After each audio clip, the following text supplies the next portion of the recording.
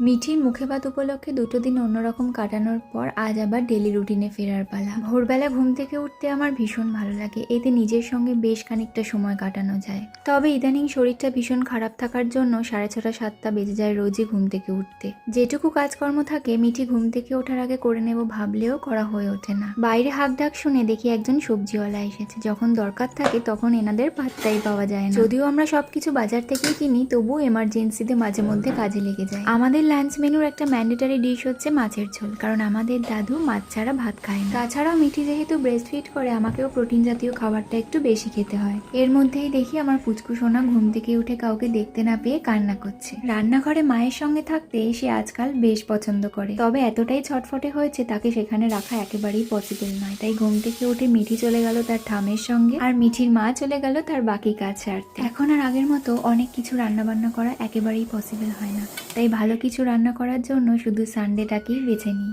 অনেকেই আমাকে কমেন্ট করে বলে মিঠির হাসিটা না দেখলে ভালো লাগে না, তাই তাদের জন্যই প্রতিদিনই ছোট্ট একটু ক্লিপ রাখার চেষ্টা করি। প্রতিদিন হয়তো হয়ে ওঠে না, কারণ প্রত্যেক দিন তার মুড একরকম থাকে না। এই যে এখন ভয়েস ওভার দিচ্ছি, আমার পাশে চুপ করে বসে হাসি হাসি মুখ করে সব কথা শুনছে। সবার দিকে হাসি মুখে তাকালেও মায়ের দিকে কিন্তু সবসময় সে হাসি মুখে তাকায় না।